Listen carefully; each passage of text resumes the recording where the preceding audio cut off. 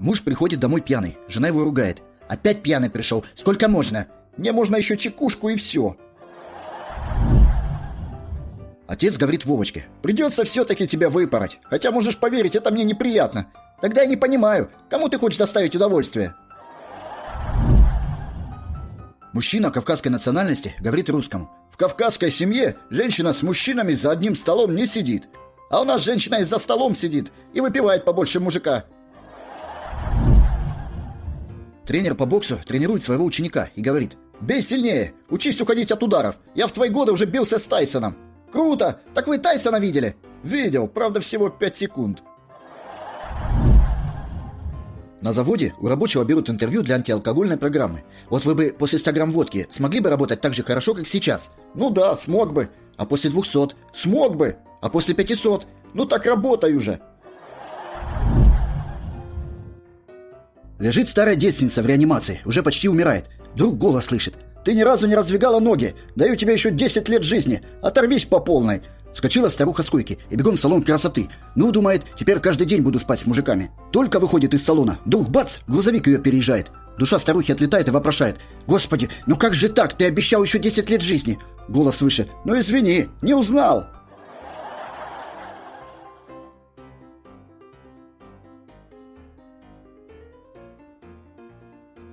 All right, everyone's presentations are done.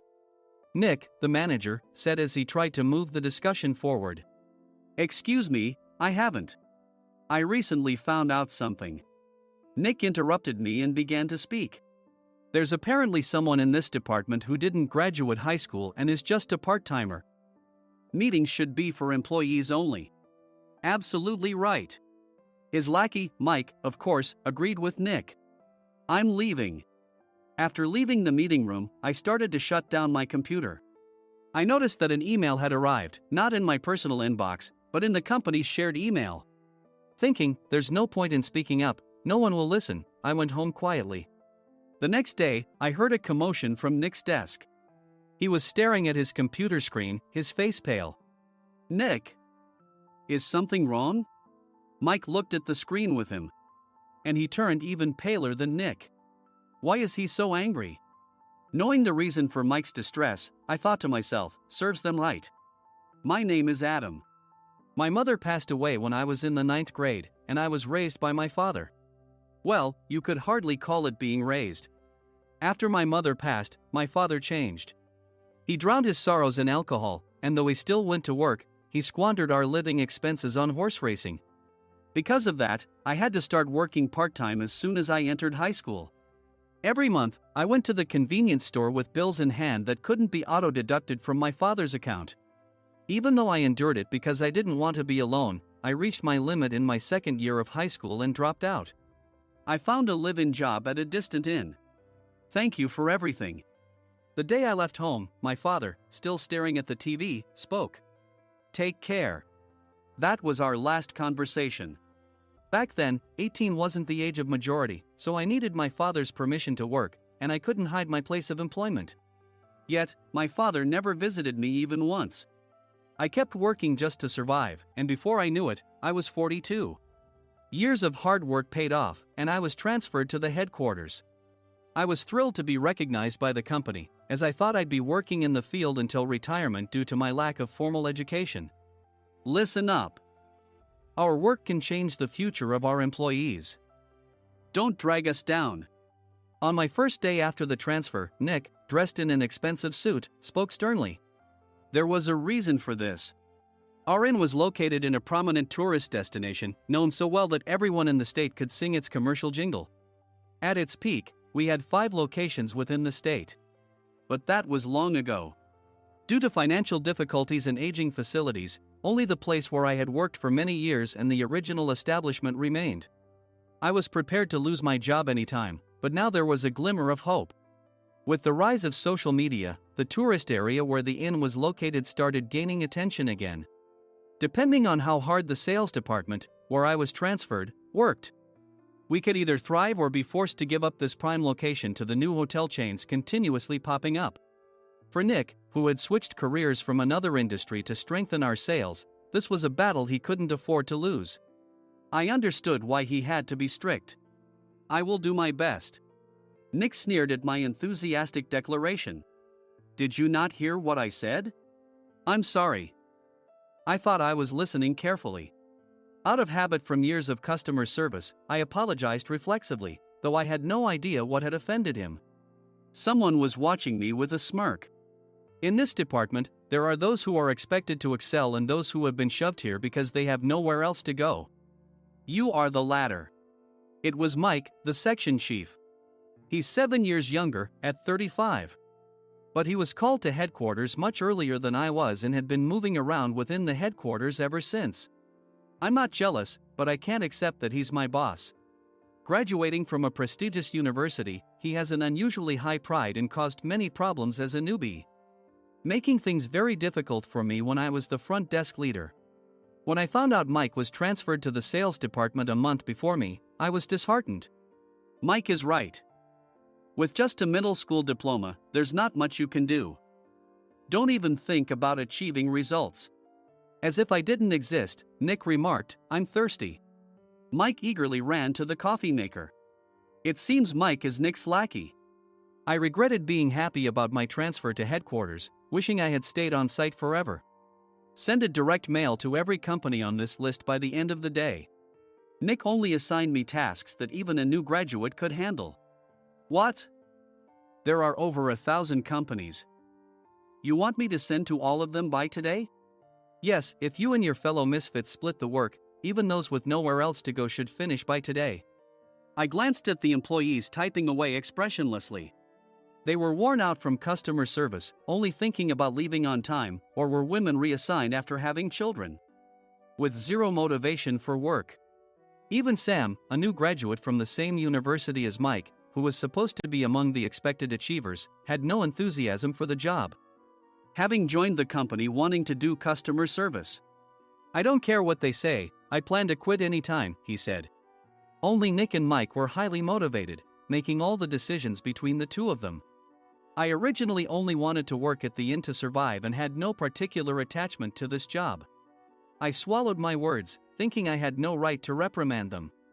About a month after the transfer, Nick told us with a frustrated look. To commemorate the 50th anniversary, we've decided to create a plan exclusive for one group per day.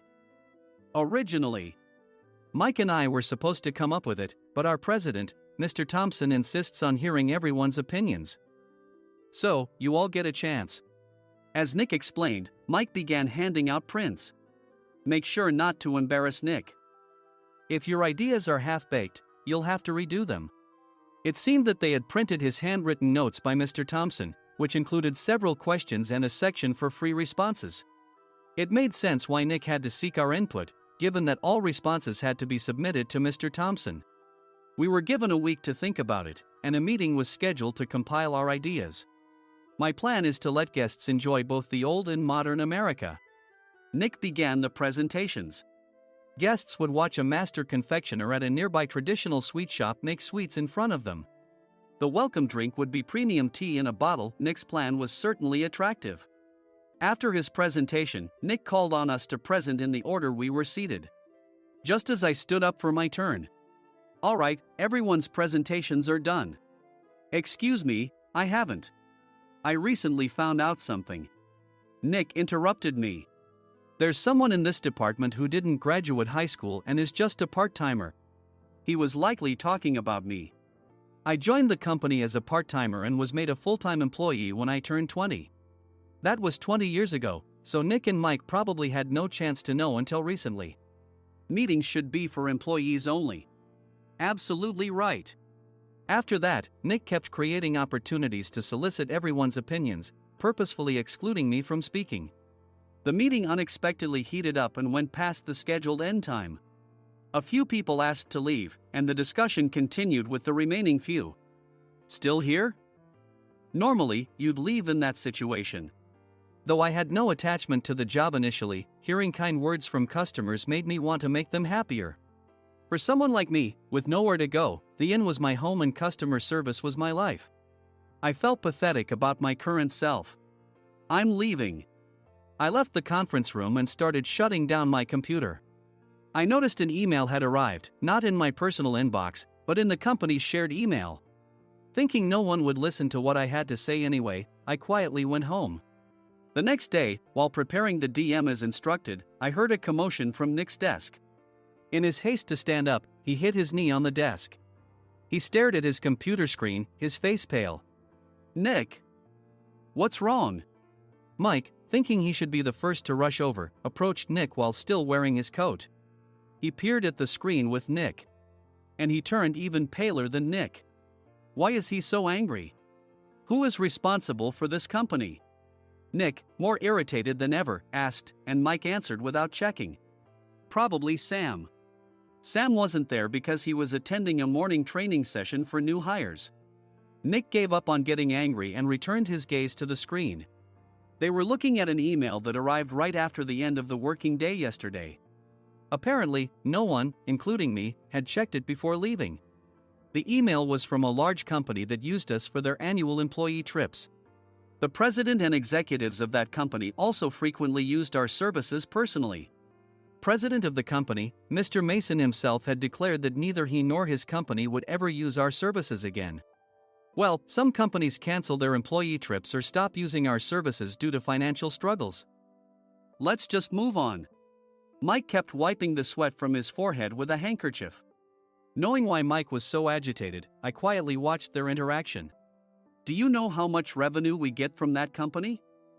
We can find other guests to fill the rooms, but we'll lose the banquet costs, gift shop revenue, rental car fees, and more. Moreover, the gifts were supposed to be prepared by the traditional confectionery shop involved in Nick's proposed plan. If it's known that we incurred such a huge loss at this critical time, Nick's position in the company would be jeopardized. Nick took a deep breath, seemingly trying to calm himself. All right, Mike. Go to New York right now and apologize to Mr. Mason. What? You're coming with me, right? I have urgent work to do. I trust you, which is why I'm entrusting this to you. Please. Mike, believing Nick's sincerity, agreed with a determined look on his face, saying, yes. That's Nick for you. Even if Mike went to apologize, Nick would shift all the blame onto him if the client didn't change their mind. Well, it was Mike's fault to begin with, so it served him right. About 3 hours later, Sam answered a call from somewhere and repeatedly apologized, saying, I'm very sorry. Everyone watched to see what was happening. After ending the call, he informed Nick with a weary tone. When Mike arrived at the client's company, he only made things worse, further infuriating Mr. Mason. He was demanding, get his boss here immediately. It was no wonder Sam was exhausted, dealing with such a call right after returning from training. What is that idiot doing? All right, Adam, you're coming with me. If sacrificing Mike didn't work, then I must be next. Normally, I'd want to refuse at all costs, but I saw an opportunity in this situation. If I can be of assistance, I'd be happy to join you. I obediently followed Nick, and we flew to New York. When we introduced ourselves at the reception, it became clear how serious the situation was, as the receptionist personally escorted us to the president's office. Angry voices leaked through the door, making both Nick and me uneasy. Excuse me. I'm Nick, the supervisor. I understand my subordinate has caused you trouble, and I deeply apologize. Nick, with his experience in the corporate world, knew enough to offer an apology before excuses. However, his customer service skills left much to be desired. I sighed as I saw Mike trembling like a small dog in the corner of the room. What kind of training are you giving your subordinates? Mr. Mason glared at Nick with a red face. The intensity of his gaze made even Nick take a step back. Regrettably, I joined this company only 2 years ago and was unaware of Mike's issues. I should have identified his shortcomings sooner. Indeed. I should have realized sooner. No sensible person would come to apologize and then give a lengthy presentation on the drawbacks of not using their inn. Nick froze, his mouth slightly open. Suspecting the worst, I picked up the documents that had fallen to the floor. It seemed Mike hastily prepared these documents on the plane, listing the disadvantages. Disadvantage 1, if you change the venue for the company trip, employees might suspect it's for cost-cutting reasons, leading to a negative impression. Reading it aloud half-jokingly, Nick snatched the papers from my hand and checked the contents with a furious expression. Among the stack of documents was a receipt from a nearby convenience store's copy machine. I felt a pang of dread, hoping he hadn't shown the receipt as well. What do you think he said when I asked what kind of nerve he had to do this? I'm very sorry. Faced with the dire situation, Nick must have thought there was nothing left to do but apologize. In a voice smaller than I'd ever heard from him, he uttered words of apology. He said, "I'm a Harvard graduate. I don't believe I said anything wrong." Mike, what have you done? Forgetting his plan to pin the blame on Mike, Nick yelled loudly, even in front of Mr. Mason. "I didn't do anything wrong." "You're still saying that? Look at him." Mike pointed at me with a shaking hand. "I was assigned to headquarters in my 20s and now I'm a section chief. This guy only made it to headquarters at 42. Everything I've done proves I was right. So why are we losing the contract?" Having said his piece, Mike collapsed to the floor. "Of course. You were sent there because you had nowhere else to go." Mike never expected to hear such words from someone he looked down upon.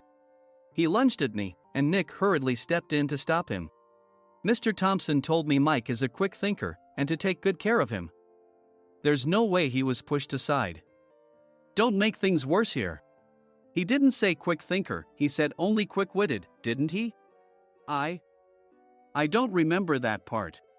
I recalled the many troubles Mike caused when he was a newbie. When Mike was on the front line, his pride was so high that he never apologized to customers. Customer service, especially in our job, doesn't work alone. It brings both good and bad situations. If the front staff or housekeepers made mistakes, or the cleaning company didn't properly clean a room, one had to apologize to the customers regardless of personal fault. Mike, in such situations, would never apologize, insisting he wasn't at fault. This often angered customers, and as the front desk leader, I frequently had to apologize on his behalf. He caused complaints and disrupted operations, which is why he was quickly moved to headquarters. In departments where he didn't interact directly with customers, his quick thinking was beneficial and things went well. But it seemed his flaws were starting to show. Corporate reservations are supposed to be entered into the system by the sales representative. But a quick check yesterday revealed that more than 10 items were missing from the client's reservation. The handover document clearly stated what needed to be prepared. Why didn't you enter it into the system? Why do we have to give them special treatment? Filling rooms near the banquet hall, setting up all the food in advance. Specifying the brand of wine, they're too demanding. No wonder he always angered customers, I thought, feeling a headache coming on. Grouping them in rooms near the banquet hall is for our benefit too. It makes it easier for the staff to set up beds and serve breakfast since everyone's schedule is synchronized.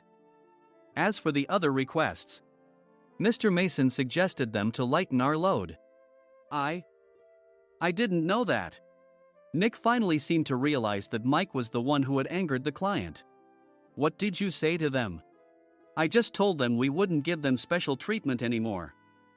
We shouldn't waste effort on things that don't bring in money. I was utterly exasperated at his lack of understanding of customer service. Of course, we shouldn't comply with unreasonable demands. But carrying over successful practices from past stays makes customers feel remembered and enhances their experience. Good memories encourage repeat visits. That's part of our job. I looked down at Mike, who was sitting on the floor. In our job, nothing is a waste. Mr. Thompson likely moved you to the sales department, hoping you'd finally understand this. How do you think he feels now that you've failed to meet his expectations? Mike, tears in his eyes, fled the president's office. I was amazed he still hadn't apologized. You have it tough, Adam. It's okay, we're all employees of the same company. I deeply apologize for this disrespectful incident. Especially after all the care you've shown us. If it weren't for you, Adam, I really would have stopped staying here. When I heard you were moving to the sales department, I was willing to reconsider if you handled it. Seeing us talk so amicably, Nick's face contorted. Do you two know each other? Adam's service is excellent. I always requested him specifically. Normally, we don't accept specific staff requests, but we made an exception for Mr. Mason, adjusting my shifts accordingly. He had personally stayed at our hotel just before my transfer, and during casual conversation, I mentioned, "I'm moving to the sales department soon." If I hadn't told him then, things could have been much worse. "Please continue to take care of us. I look forward to it." On the return flight, Nick awkwardly offered me a can of beer. It's still working hours. Of course, I had no intention of forgiving him for a single beer. Nick might try to pin everything on Mike and avoid any consequences. While pondering this, a startling fact came to light. "Nick, the tea bottles for the plan have arrived." I handed Nick a bottle labeled with our inn's name. "They look good." "What are you talking about?" "These are plastic bottles. I had assumed we would use the trendy, high-end bottling tea. But what arrived were ordinary plastic bottles of tea with customized labels. The only unique aspect was the label, which had the inn's name, making it look customized. Upon further investigation, I discovered that a substantial amount of money was set to be paid to the tea company. It was priced like bottling tea. Does this plastic bottle really cost $100 each? The tea inside is specially blended for us. The extra cost is for that. Wouldn't it be better to use another tea company? Or is there a specific reason we must use this one?" As Nick continued to make excuses, I showed him a printed email. I informed the tea company's president, Mr. Mitchell, that we discovered irregular payments and he confessed. He said you two were high school classmates and planned to split the extra money. That idiot. Why did he confess? That's not important. You should worry about yourself, this could turn into a police matter. Opening the bottle cap, I suggested. How about calming down with this tea?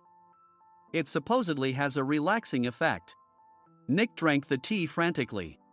In the following days, decisions were made about their fates. Mike was reassigned to the General Affairs Department, with no chance of transfer or promotion, as per Mr. Thompson's orders. As for Nick, since the payment to the tea company hadn't yet been made, he narrowly avoided legal trouble. Instead, he was encouraged to leave the company, and to avoid further complications, Nick submitted his resignation. Rumor has it that connections between HR departments have made it difficult for him to find new employment. Even though it was good to have those two gone, something unexpected happened in the sales department.